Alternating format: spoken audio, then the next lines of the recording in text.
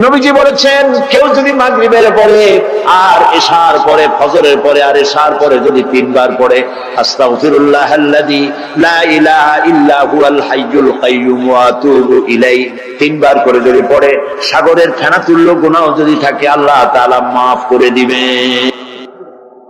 অত্যাচারিত হয়েছেন, চাকরির সমস্যা হয়েছে, ঘরে খাবার নাই, অসুখ বিসুখ হয়েছে, নানান ধরনের সমস্যায় পড়েছেন, কোন মাজার নয়, কোন পীর নয়, মসজিদের ভিতরে চলে যান, উযু করে মসজিদে ঢুকে 2 রাকাত কাজায়ে হাজাতের নামাজ পড়েন।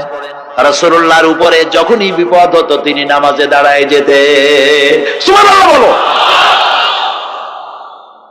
আপনি কেন যাবেন একটা কবরের কাছে? আপনার সাহায্য কামনার জন্য কোনো পীর নয়, আপনার সাহায্যের জন্য কোনো কবর নয়, সাহায্য পাওয়ার জন্য কে? আল্লাহ চান আপনার ঈমানটা খালেস হোক। আল্লাহ তাআলা এটা বরদাস্ত করতে পারেন না যে মানুষ কারো কাছে গিয়া আরেকজনের কাছে গিয়ে নথি স্বীকার করুক, আল্লাহ সহ্য করেন না। ইন্না শিরকা লা যুলমুন আযীম, শিরক হচ্ছে মস্ত বড় জুলম, অত্যাচার। আল্লাহ সবথেকে অপছন্দ করেন কোন গুনাহ বলেন? শিরক। আল্লাহ সহ্যই করেন না। কেন করেন না? একটা যুক্তিতে আসে। যারা বিবাহ করেছেন তাদের স্ত্রী যদি স্বামীর সাথে যে ধরনের হাসি খুশি প্রেমের আদান প্রদান করে, স্বামী ছাড়া যদি আরেকজন পুরুষের সাথে এরকমের ভাব বিনিময় করে, ফোনে কথা বলে, প্রেম করে, খুব সুন্দর করে ভালোবাসা দিয়ে যদি চিঠি লেখে অন্য পুরুষের কাছে, অথবা প্রেম নিবেদন করে, তাহলে স্বামীদের অবস্থা কেমন হবে বলেন? এইটার জবাব দিতে যদি দেরি হয় তো খুবই কুলক্ষণ। হ্যাঁ, ভয়ানক হবে, ভয়ানক হয়ে যাবে। নিজের চরিত্র যতই যা হোক, বউর চরিত্র ভালো চাই। আচ্ছা বলেন তো, স্ত্রী আপনার সঙ্গে যেভাবে প্রেমের হাসি হাসে, প্রেম নিবেদন করে, ওই রকম আরেকটা পুরুষের কাছে সাথে করলে আপনার সহ্য হয় না কেন? আপনি স্ত্রীর উপরে আপনার অধিকারটা কতখানি, কি জন্য? আপনার স্ত্রীর যে হাসি, যে মিষ্টি হাসি, যা আপনার প্রাণ কেড়ে নেয়, ওই হাসিতে আপনার কোন অবদান আছে বলেন? তার যে টানা টানা চোখ, সুন্দর ভ্রু, মাথায় অনেক লম্বা চুল, শরীরটা সুন্দর, যৌবন, রূপ, এর ভিতরে আপনার কোন অবদান আছে? হ্যাঁ আছে, একটু তো আছি। আপনি যে মুখ দিয়ে বউটা হাসে, সেই ঠোঁটে একটু লিপস্টিক লাগাইছেন। যে চোখের জন্য আপনি পাগল, সেই চোখে একটু কাজল লাগাইছেন। শরীরটাকে পেঁচাবার জন্য সুন্দর একটা শাড়ি কিনে দিছেন। একটা শাড়ি দিয়ে, একটু লিপস্টিক কিনে দিয়ে, চুলের একটা ক্লিপ কিনে দিয়ে, একটা ভালো শাড়ি কিনে দিয়া স্ত্রীর উপরে যদি এত অধিকার আছে যে কোনদিন মৃত্যু পর্যন্ত কোন প্রেমের হাসি, ভালোবাসার আদান প্রদান আপনি ছাড়া আর কারো সাথে করতে পারবে না, এইটা যদি আপনার অধিকার এভাবে প্রতিষ্ঠিত হয়, তাহলে এই হাসি যিনি দিলেন, এই দাঁত, এই সুন্দর চোখ, এই রূপ, এই যৌবন যা আল্লাহ তাআলা দিলেন, তার সামনে কোন পীর অথবা কবরের সামনে যদি হাত পাতে আল্লাহ বরদাস্ত করেন না। কথা কি বুঝে আসছে? কথা বুঝে আসছে? আলহামদুলিল্লাহ বলেন। আলহামদুলিল্লাহ। বুঝলেই আমাদের কষ্ট সার্থক। আলহামদুলিল্লাহ বলুন। আমরা যেন আল্লাহরে চিনতে পারি, বুঝতে পারি। আমার বিশ্বাস করুন, কোরআন আমার সামনে, আল্লাহর কসম, কোন জীবিত পীর, কোন মৃত্যু পীর আমার ভাগ্যের ভালো বা মন্দ করার কোন অধিকার রাখে না, রাখে না, রাখে না। কোন পীর ফু দিয়ে আমার ভাগ্যকে ভালো বানাই দিতে পারবে না, পারবে না, এবং আমার একটা চুলও বাঁকাও করতে পারবে না। খাইরিহি ওয়া শাররিহি মিনাল্লাহি তাআলা। আমার ভালো, আমার মন্দ করার একমাত্র মালিক কে? এক আঙ্গুল আকাশের দিকে উঁচু করে চিৎকার দিয়ে বলুন, কে? আবার বলেন, আবার বলেন, আবার বলুন। হাত নামান। আল্লাহ কবুল করুন, বলেন আমিন। আমার এই বক্তব্য দিয়ে আমি কোন পীরকে অমর্যাদা করছি না। পীর সাহেবদের কাছে পীর কোন শরীয়তের শব্দ নয়, কোরআন এবং হাদিসে কোথাও পীর বলে কোনো শব্দ নাই। এটি ফার্সি শব্দ। এই শব্দের অর্থ হলো বৃদ্ধ। তো পীর যদি বৃদ্ধ হয় ভালো কথা, তিনি যদি আলেম হন আরো ভালো কথা। কিন্তু বাপ পীর ছিল, উনিও সেই সুবাদে পীর, ইলেম নাই, ওনার নিজের কাছেই তো টর্চ নাই। আপনাকে অন্ধকারে উনিও ম্যানহোলের মধ্যে পড়বে, আপনারে নিয়ে পড়বে। আলেম হইতে হবে, পীর যদি হয় আলেম হইতে হবে, 1 নম্বর কথা। 2 নম্বর কথা হলো তিনি ব্যবসায়ী হবেন না। ধর্মের নামে তিনি ব্যবসা করবেন না। তিনি মানুষকে হেদায়েতের পথ দেখাবেন, প্রয়োজনে জেলে যাবেন, প্রয়োজনে ফাঁসির মঞ্চে দাঁড়াবেন। তিনি নিজেকেই ইসলামের সব আমি করি, আর ইসলাম কারো কাছে নাই। যারা ইসলাম করলো 70-80 বছর ধরে, রাজনীতির পথ দেখালো, তারা ইসলামের দল না, ওনারটাই ইসলামের দল। এই ধরনের ফাজলামি বক্তব্য থেকে বিরত থাকতে হবে। এই ধরনের বেয়াদবিপূর্ণ বক্তব্য থেকে বিরত থাকতে হবে। আমার দোকানে খাঁটি ঘি পাওয়া যায়, আর কারো দোকানে খাঁটি ঘি পাওয়া যায় না। ইসলাম নিয়ে এই ধরনের মনোপলি বিজনেস করতে দেওয়া হবে না। প্রিয় ভাই সব, আমরা পীর সাহেবদের চিনি। পীর ছিলেন শাহজালাল রহমতুল্লাহ আলাইহি। সুবহানাল্লাহ। যুদ্ধ করা লাগে নাই, আজান দিয়েছেন, মূর্তির মাথা ভাঙ্গা চুর চুর হয়ে পড়ে গিয়েছে। গৌর গোবিন্দ পলায়া কুল পায় নাই। লোকেরা যায় তার মাজারে গিয়ে গজাল মাছ জিয়ারত করে আসে, কিন্তু তরবারিটা দেখে আসে না। দোধারি তরবারি এখনো আছে। সুবহানাল্লাহ বলেন। পীর ছিলেন হযরতে বাহাউদ্দিন নকশবন্দি, মুজাদ্দিদ আল ফিসানি রাহমাতুল্লাহ আলাইহি, বড় পীর আব্দুল কাদের জিলানী রাহমাতুল্লাহ আলাইহি, খাজা মুঈনুদ্দিন চিশতি রাহমাতুল্লাহ আলাইহি, শাহজাহান খান জাহান আলী রাহমাতুল্লাহ আলাইহি। কত ওলিউল্লাহর মাজার দিয়ে আমার দেশ ভরা। আলহামদুলিল্লাহ কর। আলহামদুলিল্লাহ। এরা একদিকে মানুষকে মুরিদ বানায়া মুরিদের টাকা দিয়ে নিজেদের পকেট ভরেন নাই। ওনারা এরকম করতেন না, এইরকম করতেন। আর রাসূলুল্লাহ বলেছেন এই রকমের হাতের মর্যাদা নাই, এই হাতের মর্যাদা। আমি পীর দেখছিলাম, বাইতুল শরীফের পীর হযরত শাহ আব্দুল জব্বার সাহেব, আল্লাহ তাআলা জান্নাতুল ফেরদাউসের মেহমান বানায়নি। এই বাংলাদেশে শত শত মসজিদ, মাদ্রাসার এতিমখানা তৈরি করে গেছেন। সুবহানাল্লাহ। বৃষ্টির মৌসুমে চট্টগ্রামের বাড়ি তার, 14 বছর মাদ্রাসায় ওয়াজিদিয়া চট্টগ্রামে 14 বছর বুখারী শরীফ পড়িয়েছেন। কি মানের আলেম, খালি পীর না। মুরিদরা যত টাকা দিত, এই টাকা দিয়ে বড় বড় মাদ্রাসা মসজিদ করেছেন। আর বৃষ্টির সময় সাথী সঙ্গী নিয়ে বস্তি এলাকায় যেতেন, পলিথিন দিয়া ছাওয়া, বাচ্চা আর তার স্বামী নিয়ে কাতরায় এক কোনায় বসে আছে, খাবার নাই, চাউল নাই, অসুস্থ, তাদের চাউল দিয়ে আসতেন, তাদের রান্না করার শাকসবজি দিয়ে আসতেন, ওষুধ দিয়ে আসতেন, হাড়ি পাতিল দিয়ে আসতেন। বন্যা হলে, তুফান হলে টাকা উজাড় করে যা মুরিদরা দিত সবগুলি উজাড় করে মানুষের খেদমত করতেন। সুবহানাল্লাহ। কাজেই যারা জামায় অনেকগুলো পকেট সমানে নিতে থাকে আর ভরতে থাকে, এইভাবে করে এই ব্যবসায়ীদেরকে পরিত্যাগ করতে হবে। পীর হচ্ছে ওই সমস্ত লোক যারা নাকি ধর্মের নামে ব্যবসা করে না, বরং আল্লাহর দ্বীনকে প্রতিষ্ঠা করার জন্য কথা বলে। প্রিয় ভাই সব, আমাদের জেহেন সাফ করতে হবে, পরিষ্কার করে বুঝতে হবে আমার ভালো আমার মন্দ কে করতে পারে? আল্লাহ। সম্রাট শাহজাহান নাম শুনেছেন? কোথার বাদশা বলেন? দিল্লির সম্রাট। সম্রাট শাহজাহান পৃথিবী জোড়া নাম তার। কবি বলছেন, শাহনে জাহাं को जिन्हें फख्र से देते थे बाज, वाज कब्र में है सूरह अलहम्दु की मोहताज। যে শাহজাহানকে কর দিয়া ট্যাক্স দিতে পারলে জনগণ নিজেদেরকে গৌরবান্বিত বলে মনে করত, সেই শাহজাহান কবরে শুয়ে আছে, সূরা ফাতিহার মুহতাজ হয়ে আছে। সুবহানাল্লাহ।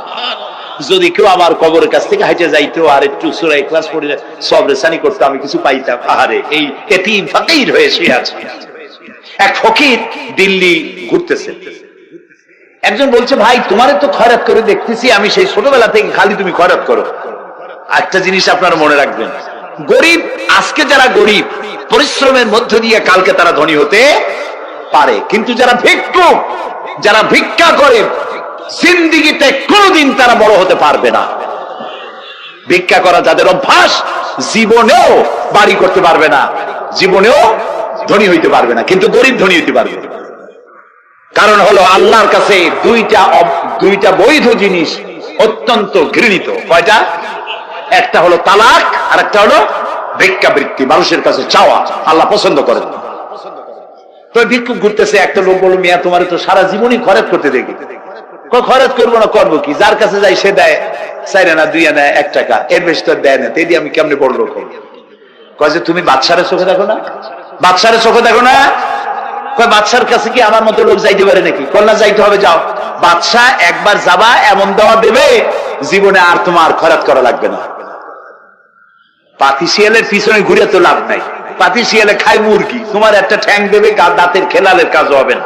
বাঘের পিছনে ঘোরো, বাঘে খায় গরু আর হরিণ, একটা রান দিলে তুমি 1 সপ্তাহ খাইতে পারবে। কাজে ঘুরতে গিয়েও বোঝা উচিত কার সাথে ঘুরতে। তো বলছে বাদশার কাছে যাও। তো বাদশারে পাবো কই? কই তো দেখলাম কেবল মসজিদে ঢুকলো। তারপরে ফকির গিয়ে দাঁড়ায় আছে বারান্দায়, দেখে যে উনি বাদশা ভেতরে বসে হাত তুলে আছে ভাবে, আর চোখ দিয়ে পানি পড়ে দাড়ি ভিজে ভিজে পড়তেছে। নামাজ শেষ করে, মোনাজাত শেষ করে বাদশা বেরিয়েছেন। কোন বাদশা? শাহজাহান। বাইরে আসার পর ফকির বলল, আসসালামু আলাইকুম বলে ফকির রওনা করছে। বাদশা বলে, দাঁড়াও, তুমি যে রওনা করলা, তোমার তো ভিক্ষুক মনে হয়, আর লোকেরা যারা ভিক্ষুক না তারাও তো আমার কাছে চায়, আর তুমি তো ভিক্ষুক, চাইলে না কেন কিছু? ভিক্ষুক বলে, জাহাপানা, আমি কিছু চাইতে এসেছিলাম আপনার কাছে, কিন্তু আপনার করুণ অবস্থা দেখে আমার জ্ঞানের চোখ খুলে গিয়েছে। আমি দেখতে পেলাম আমি যার কাছে চাইতে এসেছি, আমি তো কান্দি না, হাতও বাতি নাই। যার কাছে চাইতে আসতাম দিল্লির সম্রাট, আবার কোন সম্রাটের কাছে হাত পেতে ভিক্ষুকের মতো কি জানি চায়, আর চোখ দিয়া পানি পড়ে দাড়ি ভিজে ভিজে পড়ছে। আমার জ্ঞানের চোখ খুলে গেছে, দুনিয়ার বাদশার কাছে আর চাইবো না। বাদশা কান্দে যে বাদশার কাছে, তার কাছেই চাইবো। প্রিয় ভাই সব, এই জন্যে জিহ্ন সাফ করে ফেলুন। দুনিয়ার কোন মানুষের জন্য, মানুষের কাছে নয়, কোন কবরে নয়, কোন কারো কাছে নয়, আল্লাহ তাআলার কাছেই আমরা নামাজের মধ্যে ঘোষণা করেছি, ইয়াকা না'বুদু ওয়া ইয়াকা নাস্তাঈন। আল্লাহ তাআলা তোমার একমাত্র ইবাদত করি, তোমার কাছেই সাহায্য চাই। কাজেই সাহায্য আল্লাহর কাছে। কার কাছে চাইবো বলে? আল্লাহ আমাদের ঈমান পোক্ত করে দিন। আমরা বলি আমিন, আমরা বলি আমিন। অসুখ বিসুখ হইলে পরে ধৈর্য ধরবেন। অনেক মানুষ আছে জ্বর হইলে কয় যে এত নামাজ পড়ি, খালি জ্বর আমারই হয়, এত রোজা রাখি, ভালো ভালো কাম করি, আমার ছেলের অসুখ মোটে সারি। এই জাতীয় কথা বলবেন না। মুমিনের পায়ে যদি কাঁটাও ফোটে, সওয়াব থেকে খালি নাই। ধৈর্য ধরতে হবে। কাঁটা ফুটছে, বলেন ইন্না লিল্লাহ। আজাবান লিল মুমিন, মুমিনের জন্য বড়ই আশ্চর্য ব্যাপার, বিপদ হইলেও শুকর আদায় করে, আর সুখে থাকলেও শুকর আদায় করে। সুবহানাল্লাহ ওয়া বিহামদিহি। বিপদ আসলে সে বলে ইন্না লিল্লাহি, বলেন ইন্না লিল্লাহি ওয়া ইন্না ইলাইহি রাজিউন। আর যখন শান্তি আসে বলে আলহামদুলিল্লাহ। দুই অবস্থায় তার জন্য নিয়ামত আল্লাহর তরফ থেকে সে পায়, আলহামদুলিল্লাহ।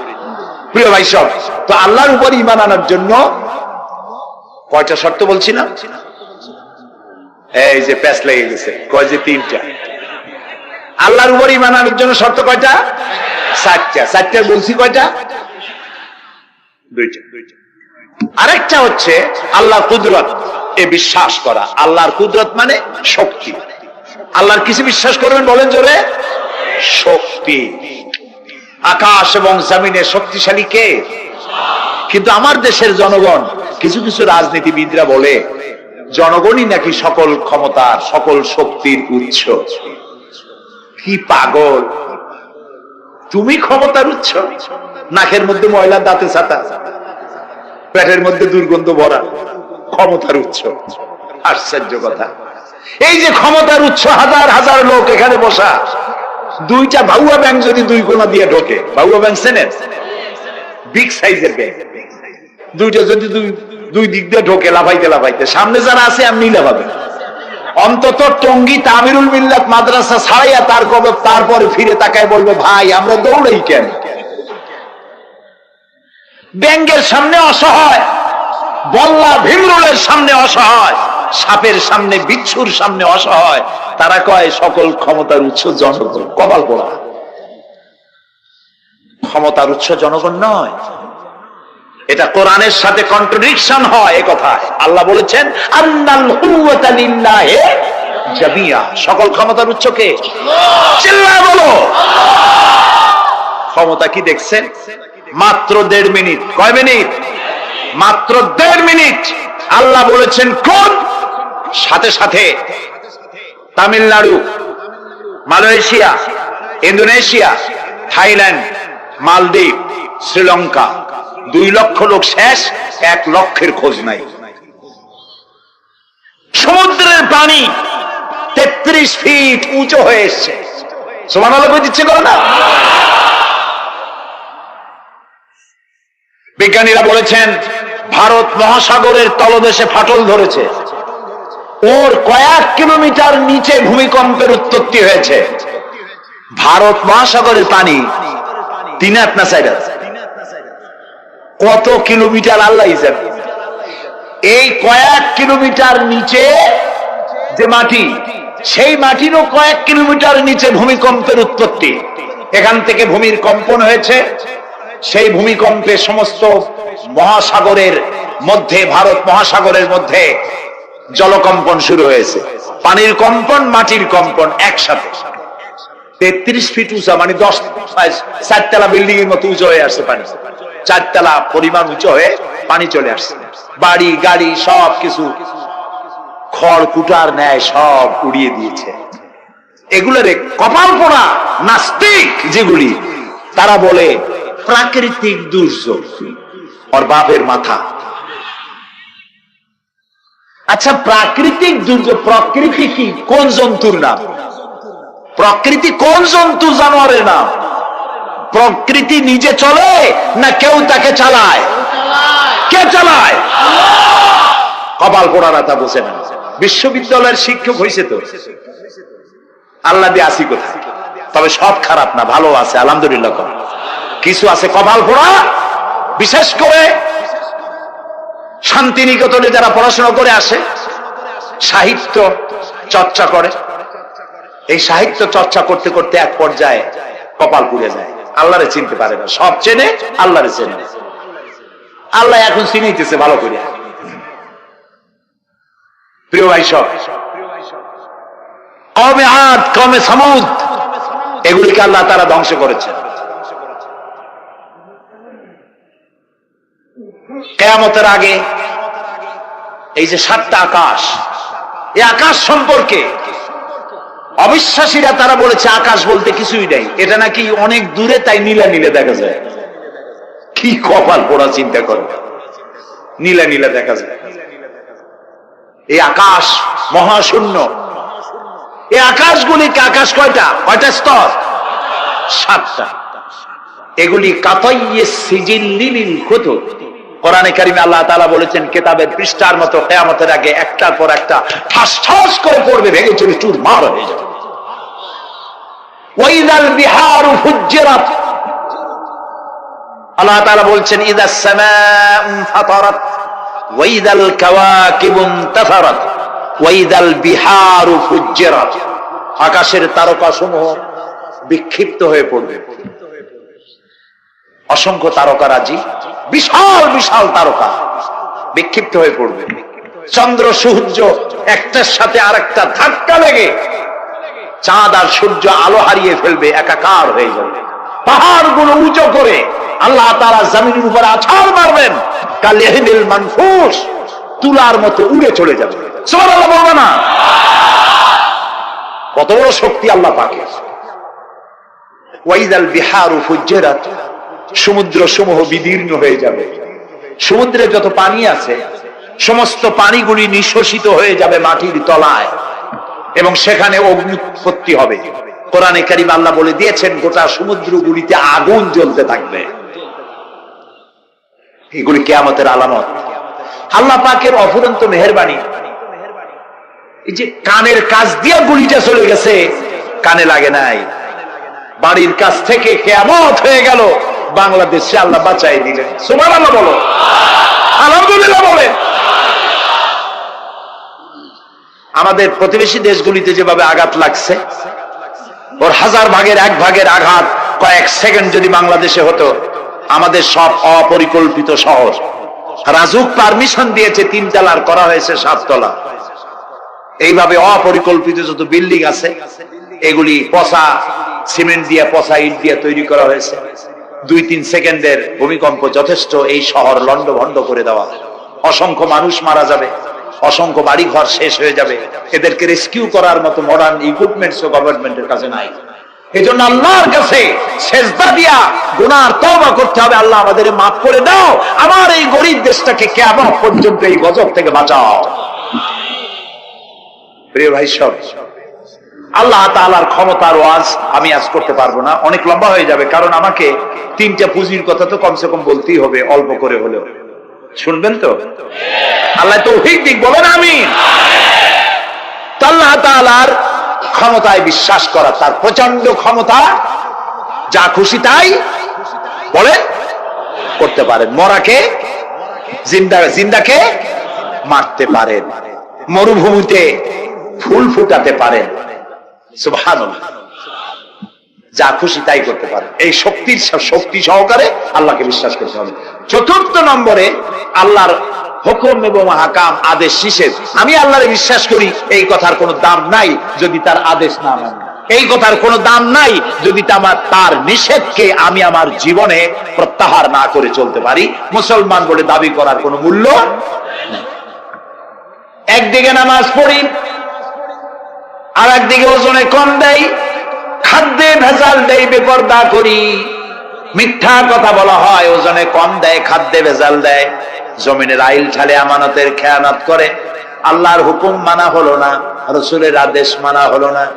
আল্লাহর উপর ঈমান আনার জন্য 4র্থ শর্ত হচ্ছে আল্লাহ যা বলেছেন মাথা নত করে মেনে নিতে হবে, বলতে হবে সামি'না ওয়া আতা'না। বলেন সামি'না ওয়া আতা'না, শুনলাম আর মেনে নিলাম। বলেন তো জোরে, শুনলাম আর মেনে নিলাম। সুবহানাল্লাহ বলেন। মুমিনেরা এই প্রশ্নই করবে না মদ হারাম কেন, মুমিনেরা এই প্রশ্নই করবে না জুয়া হারাম কেন, মুমিনেরা এই প্রশ্নই করবে না জিনা হারাম কেন। একটাই জবাব, মদ হারাম কেন? আল্লাহ হারাম করেছেন তাই হারাম। জিনা হারাম কেন? আমার আল্লাহ হারাম করেছেন তাই হারাম। জুয়া হারাম কেন? আমার আল্লাহ হারাম করেছেন তাই হারাম। কোন যুক্তি নাই। যুক্তির, আল্লাহর নিষিদ্ধ জিনিসে যুক্তি তালাশ করে কেবলমাত্র শয়তান।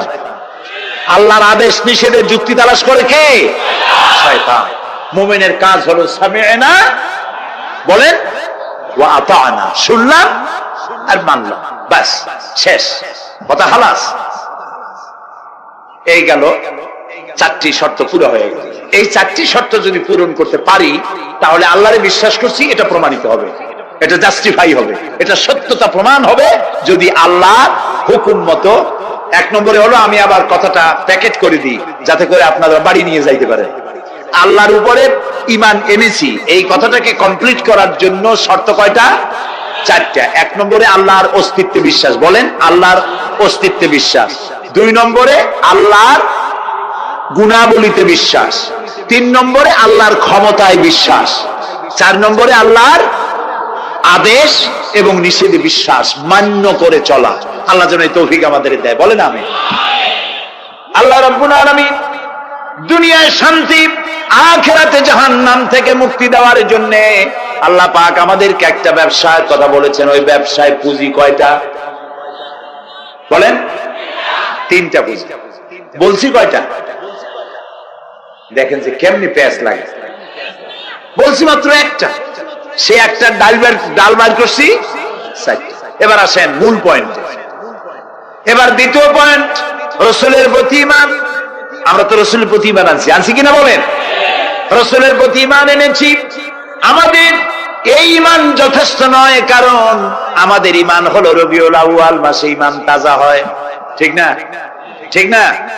রবিউল আউয়াল মাস যখন আসি, ব্যানারটা নাই, শামিয়ানা টানাই, রাস্তাগুলিতে ফ্ল্যাগ লাগাই, আর আলোক সজ্জা করি। মন্ত্রীরা আসেন, নেতারা আসেন, সিরাতুন নবী মাহফিলে দাঁড়ায় বলেন নবীর আদর্শ অনুসরণ করা ছাড়া উপায় নাই। অথচ ওনার পা থেকে শুরু করে মাথা পর্যন্ত নবীর আদর্শ নাই। আবার এই নেতা রামকৃষ্ণ মিশনে, রামকৃষ্ণ পরমহংসদেব তার মঞ্চে গিয়ে বলেন রামকৃষ্ণের নীতি ছাড়া বিকল্প কিছুই নেই। আবার গৌতম বুদ্ধের জন্মবার্ষিক উদযাপনের জন্য সেখানে গিয়ে বলেন গৌতম বুদ্ধের অহিংস নীতি অনুসরণ করা ছাড়া জাতির যোগীনাথ হওয়ার আর কোন পথ নেই। যেখানে যায় সেই জায়গার গুলি ধরে। রবিউল আউয়াল মাস আসতে বলেন, আলোকসজ্জা করে ইয়া নবী সালামু আলাইকা, ইয়া রাসূল সালামু আলাইকা। এরপরে গরম গরম জিলাপি রাসূলুল্লাহকে বুঝায় দেওয়া হলো, হে রাসূল আপনি তাকিয়ে দেখেন কত মহব্বত আপনারে করি, আপনার মহব্বতের জন্য আমাদের শহরের কোন মিষ্টির দোকানে আর মিষ্টি নাই, সব আমরা খাইয়া শেষ করছি। এই হলো মহব্বত। এই মহব্বতে এই ইমানে কাজ হবে না। এই ইমানে বলে কাজ হবে না। কোন ইমানে কাজ হবে? রাসূলের প্রতি ইমানের অর্থ কি? এর অর্থ হচ্ছে নবী করিম সাল্লাল্লাহু আলাইহি ওয়াসাল্লাম আমাদের রাসূল, আমাদের নেতা। আমাদের রাসূল আমাদের নেতা, আমরা তার উম্মত, তার অনুসারী। অনুসারীর কাজ কি? নেতার পূর্ণাঙ্গ অনুসরণ করণ। রাসূলুল্লাহর আনুগত্য করতে হবে, এটা কে বলেছেন? আল্লাহ রাব্বুল আলামিন সূরা আলে ইমরানের মধ্যে বলেছেন, কুল ইন কুনতুম তুহিব্বুনাল্লাহ ফাত্তাবিউনি ইউহিব্বুকুমুল্লাহ ওয়া ইয়াগফির লাকুম যুনুবাকুম আল্লাহু গফুরুর রহিম। হে নবী আপনি বলুন, তোমরা যদি আল্লাহকে ভালোবাসো তাহলে তোমার কাজ হচ্ছে, তোমরা যদি আল্লাহকে ভালোবাসো তাহলে তোমরা আমার আনুগত্য করো, আমার অনুসরণ করো। কার? রাসূলের। বলেন কার? রাসূলের অনুসরণ যদি তোমরা করো, খেয়াল করে শুনতেছেন তো? আল্লাহ তাআলা বলছেন নবী আপনি বলেন তোমরা যদি আল্লাহকে ভালোবাসো, তোমাদের এই দাবি যদি সত্য হয় তাহলে আমার অনুসরণ করো, আমার আনুগত্য করো। আমার অনুসরণ, আমার আনুগত্য করলে পরে তোমাদের কে আল্লাহ রাব্বুল আলামিন ভালোবাসবেন এবং তোমাদের तमाम জিন্দেগীর সমস্ত গুনাহ খাতা আল্লাহ তাআলা maaf করে দিবে। আমরা কি গুনাহ maaf করাইতে চাই? বলেন চাই? আসুন রাসূলের আনুগত্য করি। রাসূলের আনুগত্য কি রকম? রাসূল যেভাবে মোস কাটছে আমরা সেইভাবে মোস কাটবো, তিনি দাড়ি যেভাবে রাখছেন আমরা সেইভাবে রাখবো, তিনি চুল কাটছেন যেভাবে সেইভাবে করবো, তিনি পায়ের নখ হাতের নখ যেভাবে কাটছেন সেইভাবে করবো, তিনি যেভাবে বিবাহ করেছেন সেই সুন্নত অনুযায়ী বিবাহ, তিনি যেভাবে দেশ চালাইছেন সেইভাবে দেশ চালাবো। রাসূলের অনুসরণের অর্থ শুধু এই নয় যে তিনি যেভাবে সুরমা লাগাইছেন আমি ওইরকম সুরমা দেবো, তিনি যেভাবে কদু খাইছে আমিও কদু খাবো, এইটা নয়। এটা নয়, শুধু রাসূলের আনুগত্য হবে মুরগির ফার্ম থেকে শুরু করে জাতিসংঘ পর্যন্ত, জীবনের সব ক্ষেত্রে। আর বিশ্বাস করতে হবে তিনি শেষ নবী, তারপরে আর কোন নবী আসবে না। আল্লাহ রাব্বুল আলামিন সূরা আহজাবের মধ্যে বলেছেন, মা কানা মুহাম্মাদুন আবা আহাদিম মির রিজালিকুম ওয়ালাকির রাসূলুল্লাহি ওয়া খাতামান নাবিয়্যিন। মুহাম্মদ সাল্লাল্লাহু আলাইহি ওয়াসাল্লাম তোমাদের কোন পুরুষদের পিতা নন, তিনি আল্লাহর রাসূল এবং তাকে দিয়ে নবুয়তের মিশনকে খতম করে দেওয়া, কমপ্লিট করে দেওয়া হয়েছে।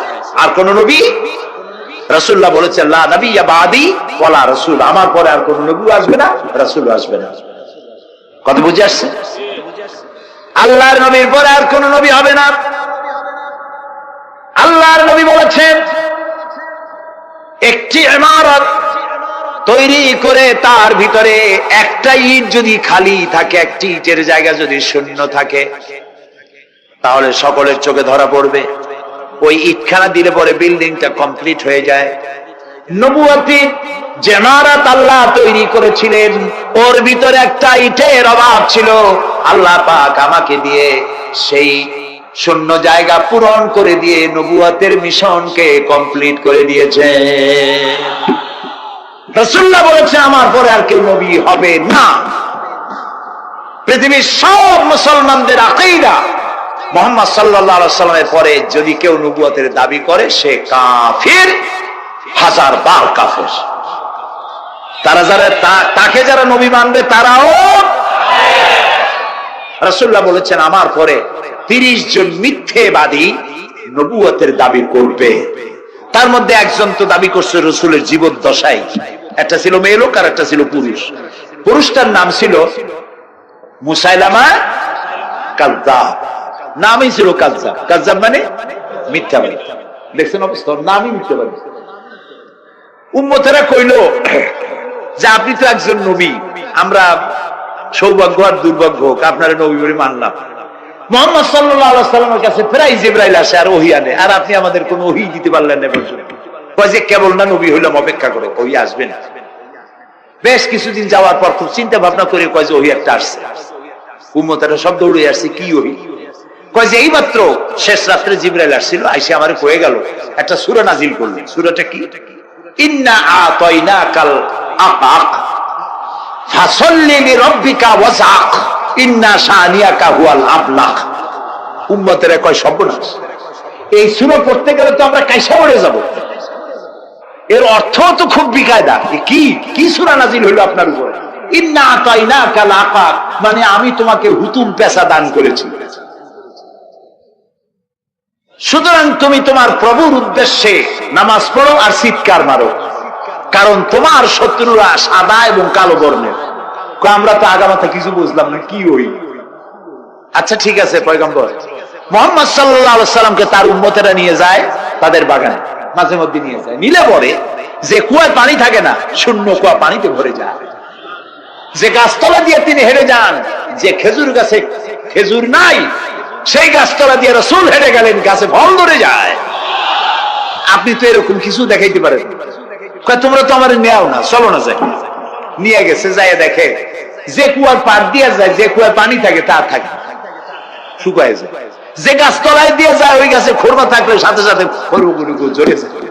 উম্মতের কয় কি একটা কপাল বড় নবী পাইলাম ভাগে। আল্লাহ তারে শেষ করছে, দুনিয়া থেকে জাহান্নামে চলে গেছে। সেই মহিলাটাও গেছে, সেও গেছে। রাসূলুল্লাহ বলেছেন এইরকম 30 জন মিথ্যাবাদী নবুয়তের দাবি করবে কিয়ামতের আগ পর্যন্ত। গোলাম আহমদ কাদিয়ানী, এ হলো ইতিহাসে আমরা যত পাই তার পর্যন্ত 28 জন হয়েছে। মুহাম্মদ সাল্লাল্লাহু আলাইহি সাল্লামের ইন্তেকালের পর ওকে নিয়ে হয়েছে 28 জন। কয়জন হইল? বাকি আছে কয়জন? তাই বলে কিয়ামত যে এই 2 জন হইলি আগামী বছর বা 5-6 বছরের মধ্যে কিয়ামত হবে ওইটা চিন্তা করেন। এই পৃথিবীতে একটা লোক আল্লাহ শব্দ উচ্চারণ করার যদি থাকে কিয়ামত সে পর্যন্ত হবে না। সুতরাং বহুত দেরি আছে কিয়ামতে। তবে ওর মতো আরো শয়তান 2 জন আসবে। গোলাম আহমদ কাদিয়ানী বলল আমি